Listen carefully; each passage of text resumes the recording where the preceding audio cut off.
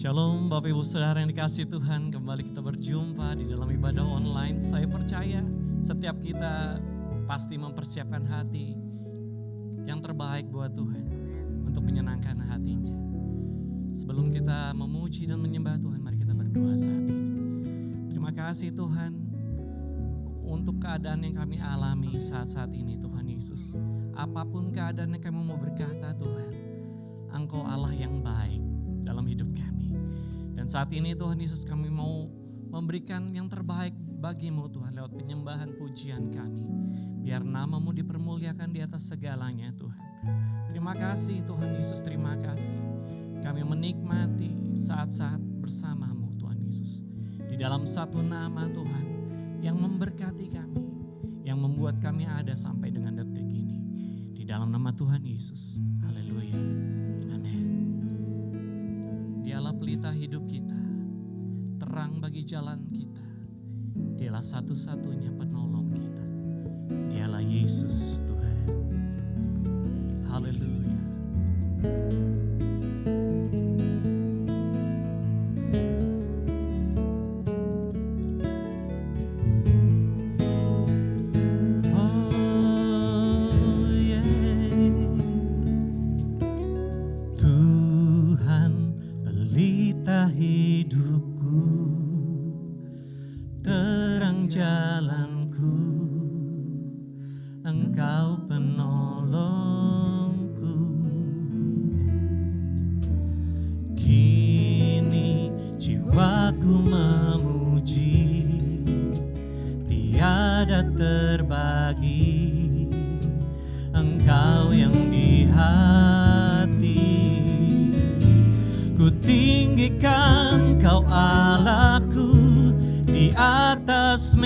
Syukurku, tinggallah dalamku, penuhi hatiku.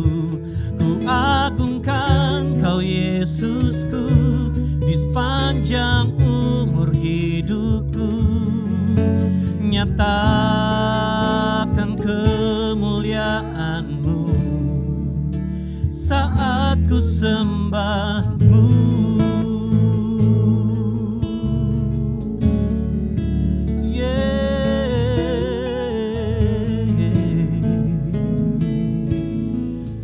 Sama-sama katakan lagu ini.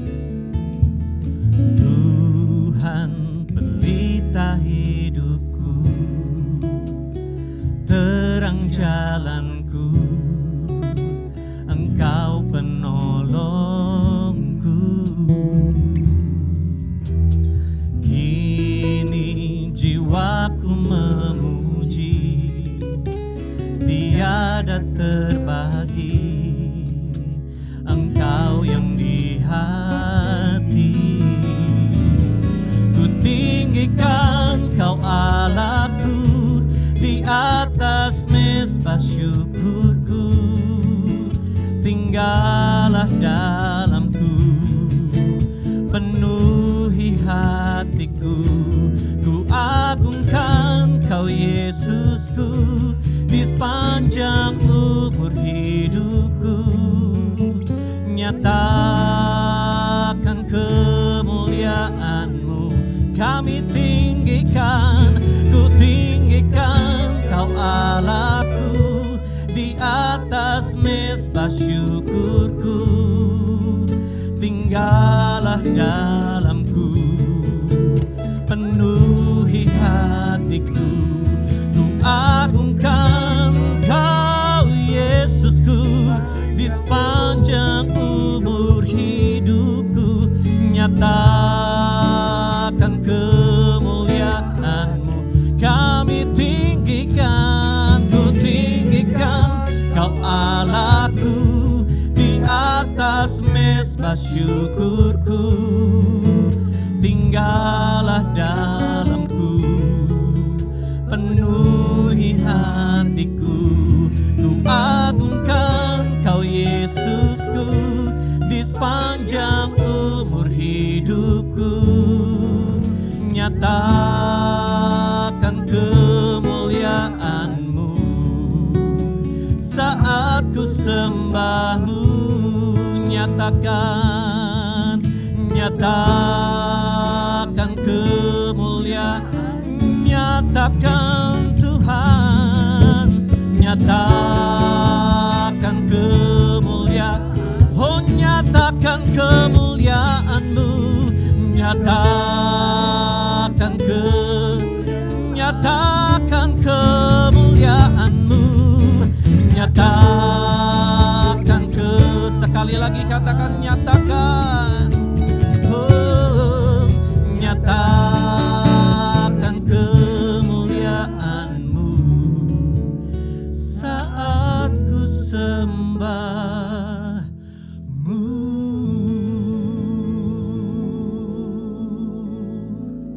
Mari sembah, kami menyembah-Mu, kami tinggikan Engkau, sebab Kau Allah yang layak, Engkau layak terima pujian, Engkau layak terima penyembahan kami, layak Tuhan, Engkau layak Tuhan, terima pujian, terima kemuliaan, sebab Kaulah segalanya, Engkaulah kekuatan kami, jawaban doa kami, Kaulah satu-satunya pengharapan dalam hidup kami. Oh, oh, oh, oh. Ya dalam ya sande, ya dalam ya sandara la barala barala barala barala barala. Haleluya, haleluya. Kami bersyukur. Katakan, ku tinggikan Kau Allahku di atas mezbah syukurku, tinggallah dalamku, penuhi hatiku, ku agungkan Kau Yesusku di sepanjang umur hidupku. Nyatakan kemuliaan, nyatakan Tuhan, nyatakan kemuliaan. Sekali lagi katakan nyatakan, nyatakan kemuliaan-Mu saat ku sembah-Mu. Tepuk tangan yang panjang buat Tuhan. Engkau layak Tuhan, terima pujian kami. Haleluya, haleluya, haleluya. Amin. Baik Bapak Ibu Saudara, kita akan mendengarkan Voice of Pentecost saat ini.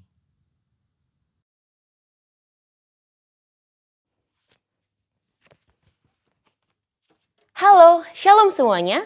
Di dalam Voice of Pentecost hari ini, kita akan membahas tujuan Allah memberi berkat. Kebanyakan orang Kristen kalau mendapat berkat akan mengucapkan haleluya. Tetapi ketika mendapatkan yang tidak enak, bisa mengucapkan, "Aduh, mengapa begini Tuhan?" Pertama-tama kita harus mengerti terlebih dahulu arti dari berkat. Menurut Kamus Besar Bahasa Indonesia, berkat adalah karunia Tuhan yang membawa kebaikan dalam hidup manusia. Definisi ini menjelaskan bahwa berkat datang dari Tuhan untuk manusia. Di dalam Perjanjian Lama, berkat Tuhan digambarkan secara umum sebagai pemenuhan kebutuhan jasmani, seperti buah kandungan yang subur, hasil bumi dan hasil ternak yang berlimpah, usaha dan pekerjaan yang lancar, posisi dan tanggung jawab yang meningkat, juga area yang bertambah luas. Kitab Habakuk membuat pengertian yang lebih luas mengenai apa itu berkat. Berkat Tuhan yang ditekankan di dalam kitab Habakuk adalah mengenai keselamatan dan kekuatan yang Tuhan berikan walaupun ada di dalam keadaan yang tidak baik. Karena di tengah-tengah keadaan yang tidak sesuai dengan harapan manusia, Tuhan tetap menyelamatkan dan memberi kekuatan. Setelah mengetahui definisi berkat, kita akan mengerti tujuan dari suatu berkat. Yang pertama, berkat menyadarkan orang akan sang sumber berkat. Kita percaya Tuhan adalah satu-satunya pihak yang dapat membuat dan menciptakan berkat. Dan tidak ada satupun pihak lain yang dapat menciptakan berkat. Yakobus 1 ayat 17. Setiap pemberian yang baik dan setiap anugerah yang sempurna datangnya dari atas. Yang kedua, berkat membuktikan kedaulatan Tuhan.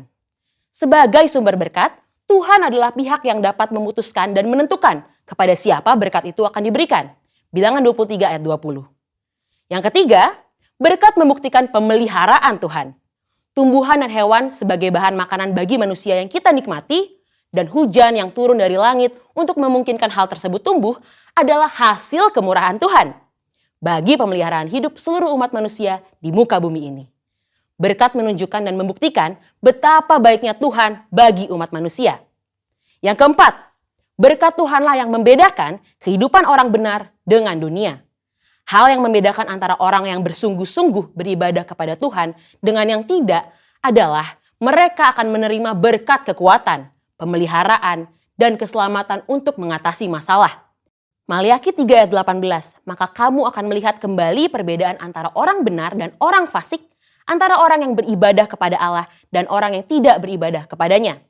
Hal penting yang harus kita mengerti adalah, walaupun orang benar dapat menghadapi masalah, namun sikap orang benar dalam menghadapi masalah akan sangat berbeda dengan dunia. Hal ini karena Tuhan senantiasa memberi damai sejahtera dan kekuatan bagi orang-orang yang sungguh-sungguh beribadah kepadanya. Seperti yang tertulis di dalam Yohanes 14 ayat 27. Dan yang kelima, berkat Tuhan untuk menunjukkan kasih setia Tuhan. 2 Petrus 3 ayat 9 menulis, Tuhan tidak lalai menepati janjinya, sekalipun ada orang yang menganggapnya sebagai kelalaian, tapi ia sabar terhadap kamu, karena ia menghendaki supaya jangan ada yang binasa, melainkan supaya semua orang berbalik dan bertobat. Kita yakin bahwa berkat dan pemeliharaan Tuhan membuktikan ia adalah Allah yang setia, walaupun kita sebagai manusia terkadang tidak setia, namun ia tidak pernah lalai menepati janji-janjinya. Yang keenam, berkat Tuhan menguji integritas kita. Mengutip kata-kata terkenal dari Robert Ingersoll, yaitu setiap manusia dapat tahan dalam keadaan yang tidak baik, namun hanya manusia hebat yang dapat bertahan di dalam kelimpahan. Kutipan ini menunjukkan bahwa hidup berkelimpahan atau penuh berkat terkadang dapat menjatuhkan seseorang. Namun, hanya orang yang memiliki integritas saja yang dapat tetap hidup benar di saat berkelimpahan. Integritas dapat membuat seseorang untuk dapat bersikap rendah hati dan memiliki empati terhadap lingkungan sekitarnya saat mengalami kelimpahan. Selain itu, orang yang mempunyai integritas dapat menjaga hidupnya tetap benar, walaupun ia memiliki segala kemampuan dan kesempatan untuk berbuat apapun tanpa batasan. Dan yang terpenting, orang yang berintegritas hatinya tetap dapat percaya dan melekat kepada Tuhan, serta menaruh harapannya kepada Tuhan, walaupun ia memiliki segala yang ia butuhkan dan inginkan. Mari saudara, kita terus percaya bahwa berkat Tuhan yang kita nikmati bukan hanya sekedar pemenuhan jasmani saja, namun kekuatan dan damai sejahtera yang kita rasakan itu juga merupakan berkat Tuhan yang kita terima. Biarlah kita senantiasa terus sadar bahwa keberadaan kita bukan hasil kekuatan kita sendiri, namun merupakan berkat Tuhan bagi kita. Jangan kita fokus pada berkatnya, namun teruslah mendekat pada sumber berkatnya, yaitu Allah sendiri di dalam kehidupan kita. Saudara, untuk penjelasan lebih lengkapnya dari tim teologi kami, jangan lupa buka link yang ada di atas atau scan QR Code yang tersedia. Salam integritas, Tuhan Yesus memberkati.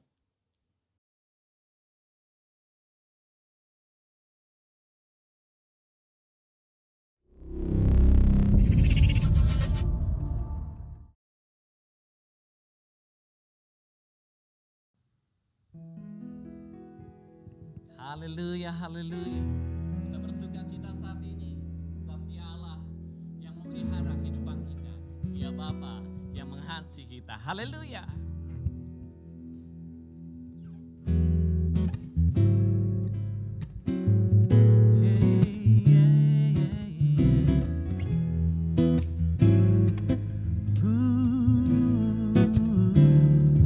Ku tahu Bapa peliharaku,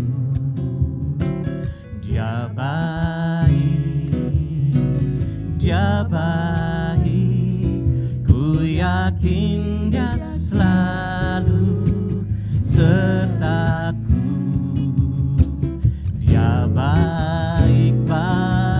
Lebih dahsyat lagi, katakan dari awal. Ku tahu Bapa peliharaku, Dia baik, oh Dia baik. Ku yakin Dia selalu menyertaiku. Dia baik bagiku. Lewat badai cobaan, semuanya mendatangkan kebaikan. Ku tahu Bapa memelihara hidupku, Dia baik bagiku. Ku tahu Bapa peliharaku, Dia baik, oh Dia baik. Ku yakin Dia selalu menyertaiku. Dia baik bagiku. Bersama lewat badai cobaan, semuanya mendatangkan kebaikan. Ku tahu Bapa peliharaku, Dia baik bagiku. Lewat badai cobaan, semuanya mendatangkan kebaikan. Ku tahu Bapa pelihara hidupku, Dia baik bagiku. Dia baik bagiku. Dia baik bagiku. Katakan, Dia baik bagiku.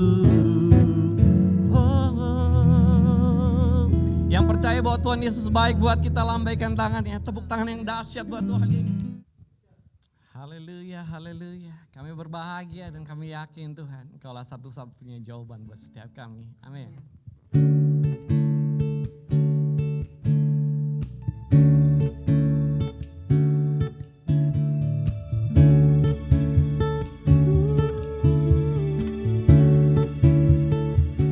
Ku berbahagia, yakin teguh, Yesus abadi kepunyaanku.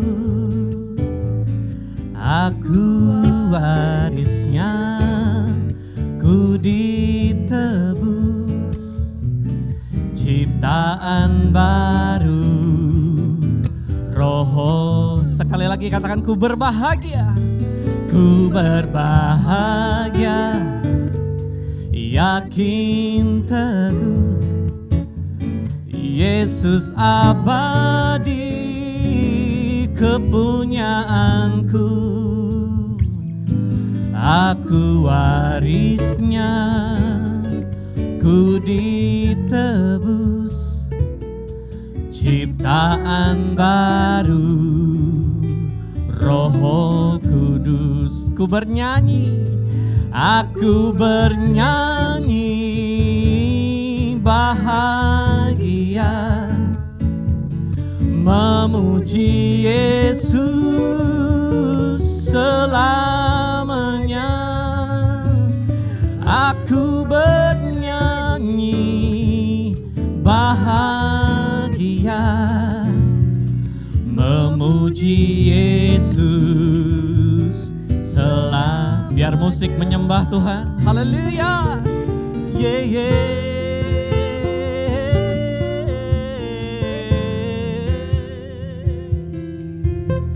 Kami bersyukur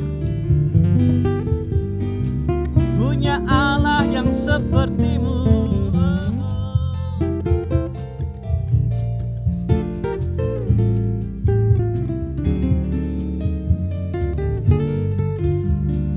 Mari sama-sama sekali lagi kita bernyanyi. Haleluya. Aku bernyanyi bahagia, memuji Yesus selamanya. Aku bernyanyi bahagia, memuji Yesus Angkat kedua tanganmu, katakan memuji, memuji Yesus selamanya. Sekali lagi katakan memuji Yesus selamanya.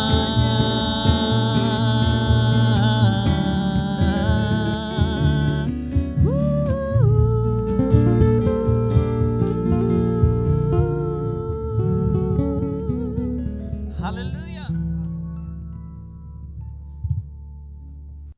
Haleluya. Mari kita siapkan hati kita untuk berkat firman Tuhan. Dialah penulis hidup kita. Dia membuat segalanya baru dalam hidup kita. Sebab Dia ada di dalam kita dan hidup kita ada di dalam rencananya. Haleluya.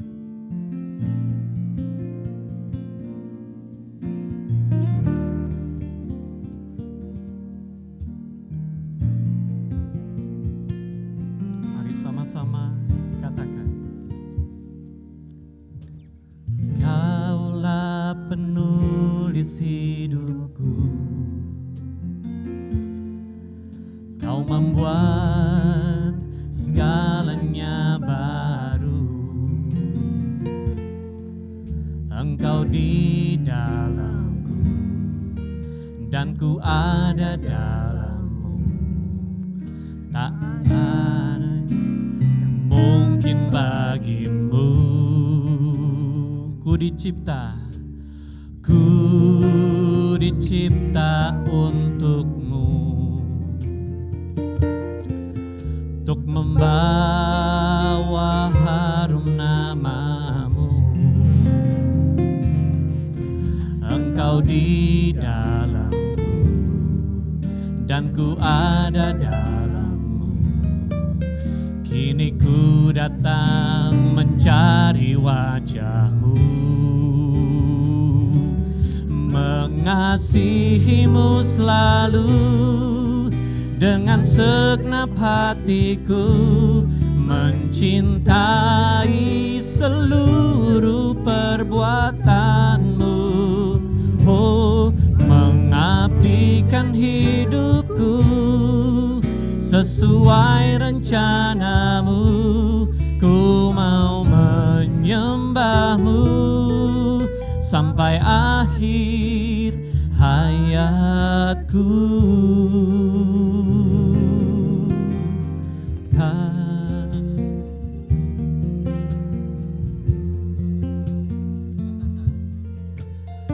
Kaulah penulis hidupku, Kau membuat segalanya baru. Engkau di dalamku, Engkau di dalamku, dan ku ada dalammu. Kini ku datang mencari wajahmu, mengasihimu selalu dengan segenap hatiku, mencintai seluruh perbuatanmu. Oh, mengabdikan hidupku sesuai rencanamu. Ku mau menyembahmu sampai akhir hayatku. Mengasihimu selalu dengan segenap hatiku, mencintai seluruh perbuatanmu, mengabdikan hidupku sesuai rencanamu. Ku mau menyembahmu sampai akhir hayatku. Ku mau menyembahmu, ku mau menyembahmu sampai akhir hayatku. Sekali lagi katakan, ku mau menyembahmu sampai akhir hayatku. Yang mau melakukannya katakan amin. Tepuk tangan buat Tuhan Yesus yang dahsyat. Haleluya. Saat ini kita akan bersama-sama mendeklarasikan Pentakosta ketiga. Apa yang dimaksud dengan Pentakosta ketiga? 1. Pentakosta ketiga adalah pencurahan Roh Kudus yang dahsyat di zaman ini, melebihi yang terjadi di Azusa Street. 2. Pentakosta ketiga akan mengakibatkan penuaian jiwa yang terbesar dan yang terakhir sebelum Tuhan Yesus datang kembali. 3.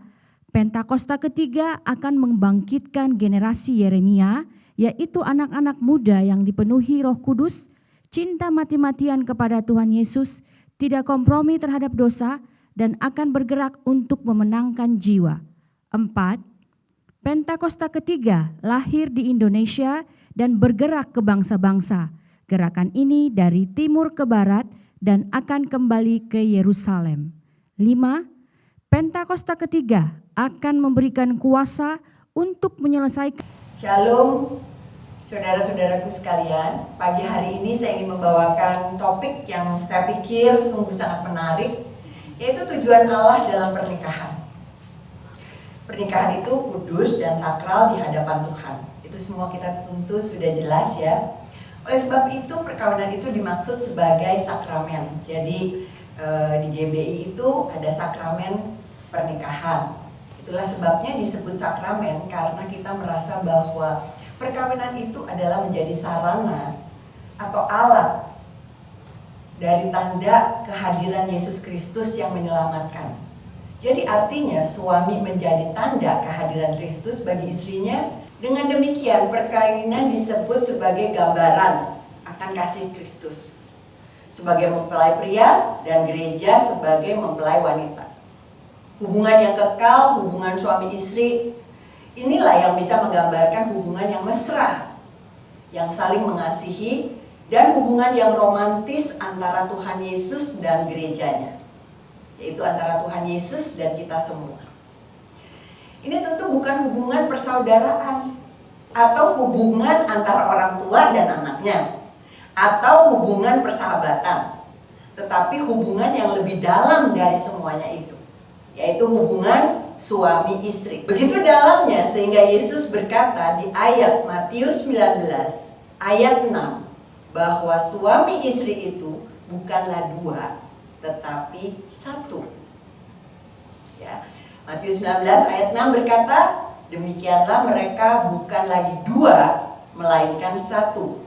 Karena itu, apa yang telah dipersatukan Allah tidak boleh diceraikan manusia.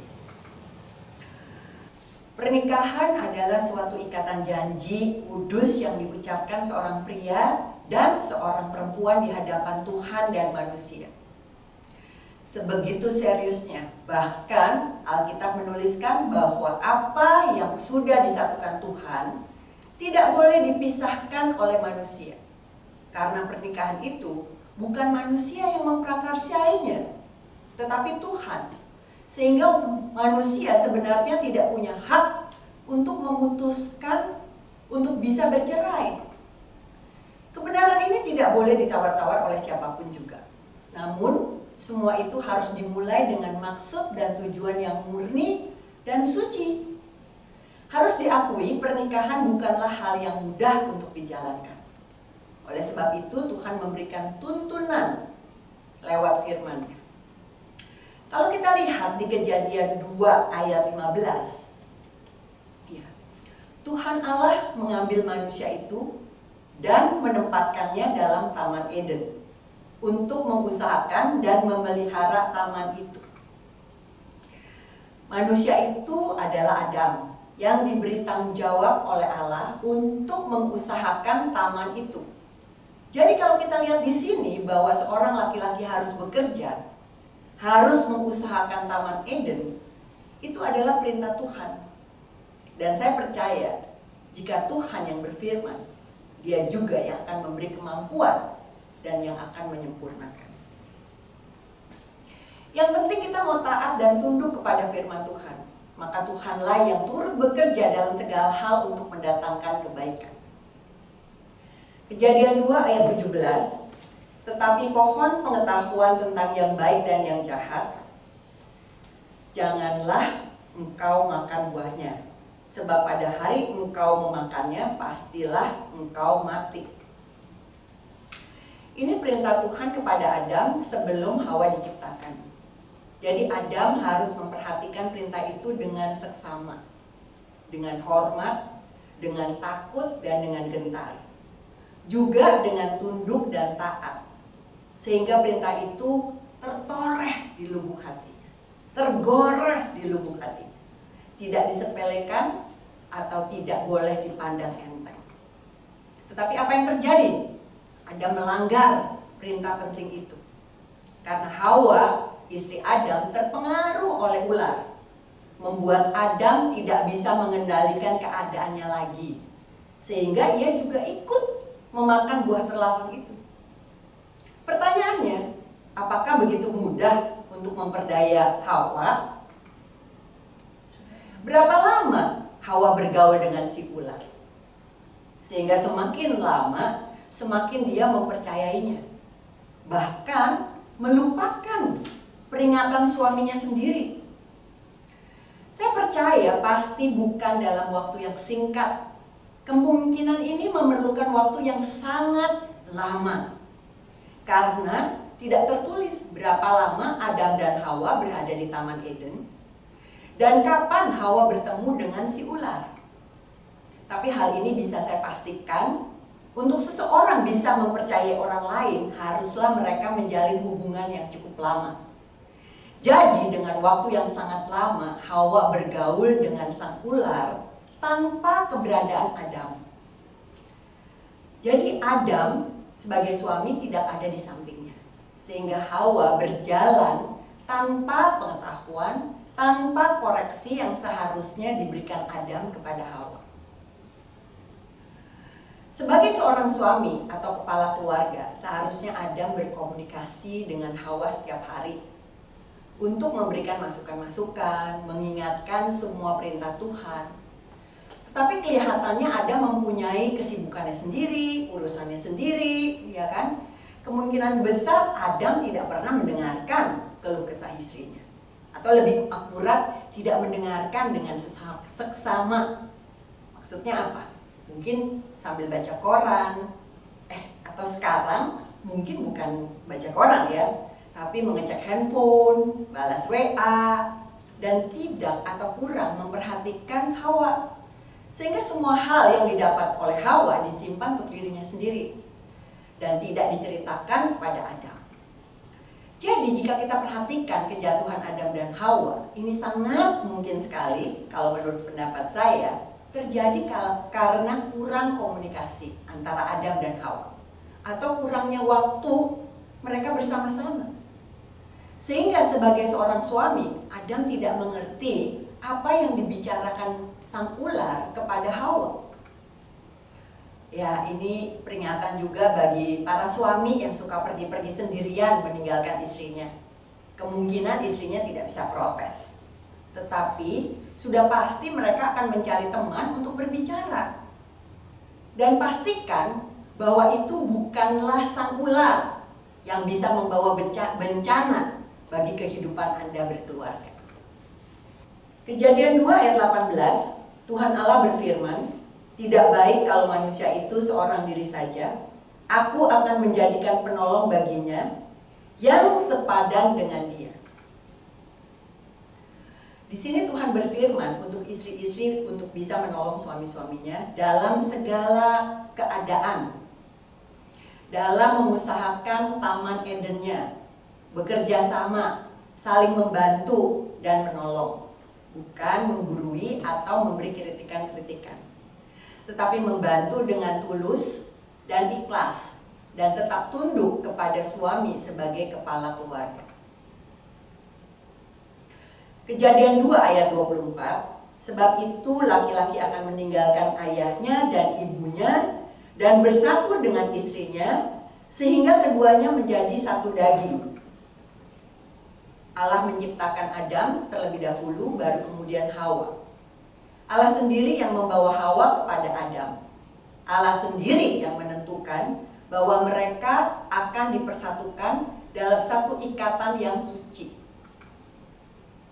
Dia berkata bahwa mereka berdua akan menjadi satu daging. Keintiman pernikahan, tindakan kasih yang tidak pernah melibatkan siapapun juga, saling melengkapi, saling menguatkan, dan saling mendukung. Bersatu itu berarti menempel, melekat, ya, bergabung. Ini merupakan satu penyatuan yang unik dari dua orang menjadi satu kesatuan.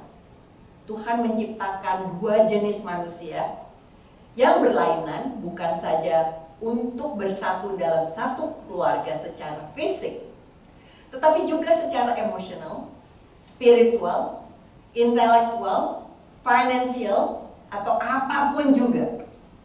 Meninggalkan orang tua tidak berarti kita tidak peduli kepada mereka atau tidak meluangkan waktu untuk mereka. Meninggalkan orang tua berarti mengenali bahwa dengan pernikahan kita mempunyai keluarga baru. Berarti kita mempunyai keluarga yang menjadi prioritas lebih dari yang sebelumnya.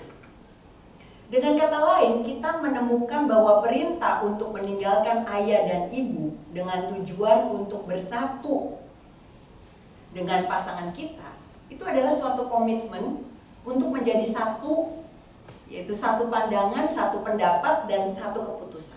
Kejadian 2 ayat 25 berkata, manusia keduanya telanjang, manusia dan istrinya itu, tetapi mereka tidak merasa malu.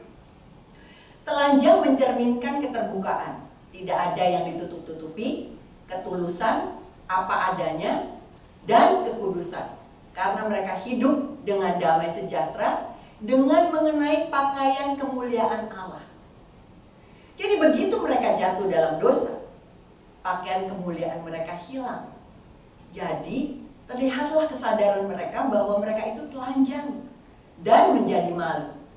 Dosa membawa mereka pada ketakutan, memalukan, dan kurangnya integritas. Kejadian 3 ayat 10, kalau kita lihat di sini, ia menjawab, ketika aku mendengar bahwa engkau ada di dalam taman ini, aku menjadi takut karena aku telanjang. Sebab itu aku bersembunyi. Bersembunyi artinya tidak mau menghadapi kenyataan. Pengecut, penyebabnya adalah tidak memegang kepada firman Tuhan, melupakan firman Tuhan, meninggalkan firman Tuhan, atau hidup yang tidak berpusat kepada Tuhan. Kejadian 3 ayat 21, dan Tuhan Allah membuat pakaian dari kulit binatang untuk manusia dan untuk istrinya itu, lalu mengenakannya kepada mereka. Ya, jadi kulit binatang itu dipakai, dibuat oleh Tuhan. Jadi Tuhan menyembelih satu binatang, mengulitinya untuk menutupi kemaluan Adam dan Hawa karena mengerti bahwa dirinya itu telanjang. Allah mengorbankan seekor binatang dan menyelesaikan persoalan malu mereka. Kejadian 3 ayat 21 ini menggambarkan Yesus yang datang ke dunia, yang mengorbankan dirinya untuk menebus dosa manusia. Sehingga kita mendapat pengampunan dosa dari Allah, kita dibenarkan dan dilenyapkan dari segala penderitaan, sakit penyakit, bahkan kita diselamatkan. Kasih Kristus haruslah menjadi dasar dari hidup kita bersuami istri. Di Efesus 5 ayat 22 dan 23 dikatakan, "Hai istri, tunduklah kepada suamimu seperti kepada Tuhan, karena suami adalah kepala istri, sama seperti Kristus adalah kepala jemaat. Dialah yang menyelamatkan tubuh." Ayat ini menyatakan apapun pekerjaan suami, apapun status seorang suami, istri harus bisa tunduk kepada suaminya. Jadi di sini menyatakan penghormatan seorang istri apapun status dan pekerjaan suaminya. Tidak peduli siapa yang berpenghasilan lebih tinggi, siapa yang punya gelar lebih banyak, siapa yang lebih terhormat atau terkenal di lingkungan masyarakat, tetapi seorang istri harus tunduk kepada suaminya. Kalau di ayat 25 dikatakan, "Hai suami-suami, kasihilah istrimu sebagaimana Kristus telah mengasihi jemaat dan telah menyerahkan dirinya." Mengasihi istrinya seperti dirinya sendiri. Mungkinkah seorang menyakiti dirinya sendiri? Apakah kalau kita kesel dengan pendengaran kita karena kita kurang mendengar, lalu kita ambil pisau tusuk kuping kita? Atau kita pukul? Ya nggak mungkin kan, karena itu akan membuat kita tambah nggak kedengeran. Atau kalau kita salah ngomong, gimana? Kita pelintir lidah kita? Jadi kalau kita semua mengalami kesalahan terhadap diri sendiri dan tidak melakukan apa-apa, maka apa yang dilakukan seorang suami terhadap istrinya harus sama. Mereka tidak boleh menyakiti dirinya sendiri, seperti suami menyakiti istrinya. Bukan itu saja, jika kita tahu bagaimana kita menyenangkan diri kita sendiri dengan bertamasya, berliburan, nonton pertunjukan, juga makan makanan enak tentunya ya, maka hal itu juga harus kita ajak bersama-sama dengan istri kita. Karena di situ kita layak untuk mengasihi istri kita. Kita ingat bahwa pernikahan tidak bisa terjadi tanpa campur tangan Tuhan. Tuhan yang mempertemukan, Dia juga yang memprakarsai, Dia juga yang memberkati. Ya, tanpa sengaja saya lagi lihat-lihat tentang pernikahan ini, saya melihat tayangan di YouTube tentang seorang perempuan yang modern dari kota yang maju, bangsa Jerman, menikah dengan pemuda suku terbelakang, yaitu suku Masai. Mereka hidup tanpa listrik, tanpa air, susah sekali untuk mendapatkan air yang bersih. Bahkan rumah mereka terbuat dari campuran lumpur dan kotoran sapi. Tetapi saya juga tercengang ya melihatnya bahwa mereka bisa bertahan dalam pernikahan. Bahkan pada waktu saya nonton itu mereka sudah menikah selama 14 tahun. Mungkin jika kita ada waktu senggang, saudara-saudaraku bisa menonton film Masai Marriage itu yang diupload dari Globe Story ya, untuk mendapatkan makna dan dari interview ini ya, untuk bagaimana kita mempertahankan pernikahan. Jika pernikahan itu seharusnya bukan karena soal materi, juga bukan soal perbedaan budaya, bukan perbedaan prinsip atau status sosial, tetapi harusnya hanya berhubungan dengan kasih Kristus. Jika kita renungkan mengapa perempuan muda itu dari kota besar bisa bertahan, saya yakin dia mendapatkan cinta kasih yang mendalam dari suaminya. Kasih yang murni, perlindungan, keamanan, sehingga semua kekurangan bisa tertutupi. Begitu juga bagi sang laki-laki, mengapa dia bisa bertahan dengan perempuan kota seperti itu? Tidak lain karena dia juga mendapatkan penghormatan, respek sebagai kepala keluarga, meskipun kemungkinan kemampuannya terbatas dibandingkan dengan istrinya. Dan jika kita menonton film ini, maka kita tahu bahwa laki-laki dari suku pedalaman itu sangat egosentris. Tetapi dia bisa memberikan pengorbanan dan kenyamanan bagi istrinya, sehingga mereka bisa hidup secara harmonis. Inilah yang kita inginkan dalam sebuah keluarga. Hubungan yang harmonis dan saling menghormati. Jika hubungan suami istri dilambangkan dengan Tuhan Yesus dan gerejanya, Bagaimana kita tega untuk mencemarkan perkawinan kita dengan perzinahan? 1 Korintus 6 ayat 16 dikatakan, tidak tahukah kamu bahwa siapa yang mengikat diri dengan perempuan cabul menjadi satu tubuh dengan dia? Sebab dengan demikian, kata Nas, keduanya akan menjadi satu daging. Jadi pernikahan kita harus pernikahan yang kudus, yang menjunjung tinggi kedaulatan Tuhan dalam rumah tangga kita.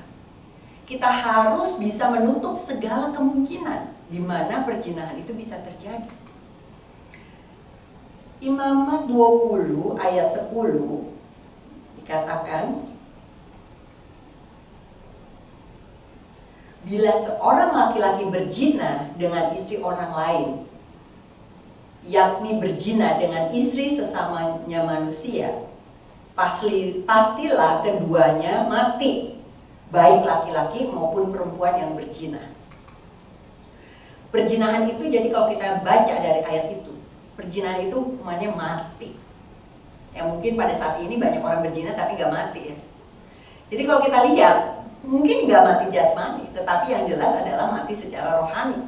Bahwa Roh Kudus sudah tidak ada pada kehidupannya, sudah meninggalkan dia. Orang yang menikah harus orang yang sudah dewasa, rohani dan jasmani. Mereka harus mempunyai pikiran yang stabil, iman yang kokoh, supaya mereka tidak dapat dipengaruhi oleh keadaan luar atau situasi-situasi yang sulit yang menekan. Seorang dikatakan dewasa dalam rohani adalah orang yang mempunyai perbuatan sesuai dengan firman Tuhan. Efesus 4 ayat 13 dikatakan, sampai kita semua telah mencapai kesatuan iman dan pengetahuan yang benar tentang anak Allah, kedewasaan penuh, dan tingkat pertumbuhan yang sesuai dengan kepenuhan Kristus. Inilah yang dikehendaki Allah supaya kita bisa berbuah atau melahirkan anak. Seperti gereja juga harus melahirkan anak-anak terang. Karena hanya orang-orang yang dewasa yang dapat mempunyai benih. Benih tersebut harus dilahirkan. Dan orang yang mengandung itu harus melahirkan dan menyusui supaya si anak bisa bertumbuh secara dewasa. Korintus 1 ayat 45 dikatakan, seperti yang tertulis, manusia pertama, Adam, menjadi makhluk yang hidup. Tetapi Adam yang terakhir menjadi roh yang menghidupkan. Jadi prinsip perkawinan Kristen di sini adalah suatu janji yang akan memberi kekuatan, keteguhan, iman, dan melahirkan anak-anak terang untuk memberitakan Injil dan menjadi saksi untuk Kristus Yesus dengan setia, dengan rajin, dengan berani, dan dengan teguh di dalam iman. Terima kasih, Tuhan Yesus memberkati. Mari kita berdoa, biarlah setiap yang mendengarkan firman ini boleh tergugah hatinya untuk menerima kebenaran firman Tuhan dan memperbaiki hubungan sebagai suami istri. Sehingga keluarga ini boleh menjadi terang dimanapun mereka berada, menjadi saksi Kristus dimanapun mereka berada, dan boleh menjadi berkat bagi banyak orang. Dan kami berdoa Tuhan, supaya kiranya Engkau memberkati mereka dengan hikmat marifat, penguasaan diri, sehingga semua firman yang telah disampaikan boleh menjadi rema, dan boleh mereka lakukan seturut dengan kehendak.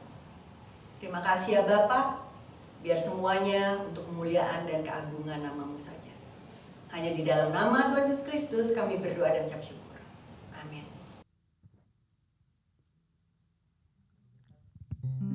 Terima kasih Yesus.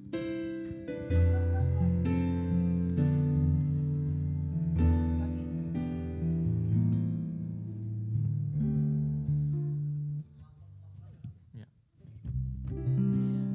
Mari angkat kedua tanganmu, kita akan menerima berkat yang daripada Tuhan. Haleluya.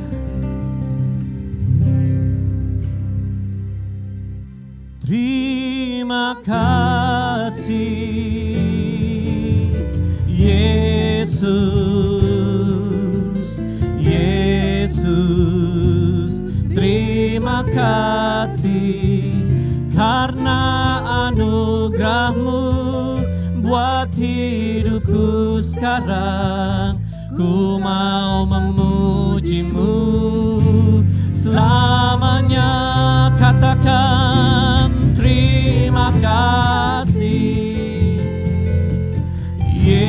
Yesus,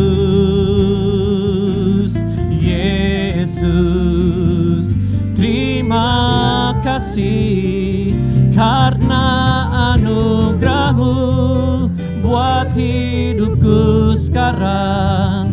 Ku mau memuji-Mu selamanya, ku mau memuji, ku mau memuji-Mu selamanya, ku mau memuji-Mu selamanya.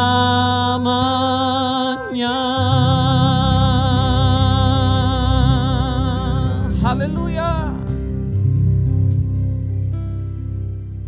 Mari saudara-saudara sekalian, kita angkat kedua tangan kita, arahkan hati kita. Biarlah berkat Allah Bapa melalui anak yang tunggal Yesus Kristus, serta persekutuan yang manis dengan Roh Kudus, senantiasa menyertai kita mulai saat ini, sampai Yesus datang untuk kedua kali menjemput kita di awan-awan. Semua kita yang percaya kita katakan, amin. Tuhan Yesus memberkati.